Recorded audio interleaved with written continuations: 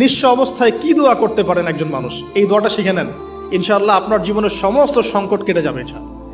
আমি নিজে ওই দোয়াটা বেশি বেশি করার চেষ্টা করি।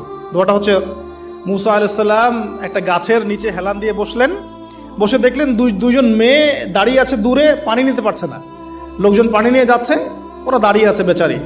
মুসা আলাইহিস সালাম গিয়ে বললেন, কি সমস্যা আপনাদের? এটা নিয়ে আপনারা আবার মেয়েদের সাথে কথা বলার চেষ্টা করেন না, ঠিক আছে? তো মাহারাম গায়রা মাহারাম মেনে চলেন। তারা বললেন যে আমাদের বাবা অনেক বৃদ্ধ মানুষ, আমরা পানি নিতে পারি না যতক্ষণ না আমাদের কম পানি নিয়ে চলে যায়।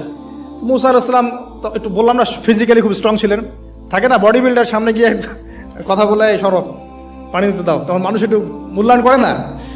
তো মুসা আলাইহিস সালাম এভাবে পানি নিয়ে দিলেন এবং বাছুরদেরকে পানি পান করালেন, করিয়ে গাছের নিচে এসে বসে আছেন।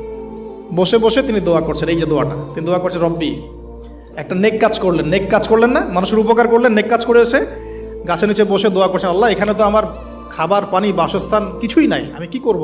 রব্বি ইন্নি লিমা আনজালতা ইলাইয়া মিন খায়রিন ফাকির, রব্বি ইন্নি লিমা আনজালতা ইলাইয়া মিন খায়রিন ফাকির। আবার বলেন, রব্বি ইন্নি লিমা আনজালতা ইলাইয়া মিন খায়রিন ফাকির। অর্থ হচ্ছে, হে আল্লাহ, তুমি তোমার পক্ষ থেকে আমার উপরে যে নিয়ামতগুলো দিবে, আমি এর জন্য ফকির হয়ে বসে আছি। অর্থ বুঝে পড়বেন ভাই, নামাজ রোজা হজ জাকাত যাই করেন আল্লাহর ওয়াস্তে অর্থ বুঝে পড়বেন।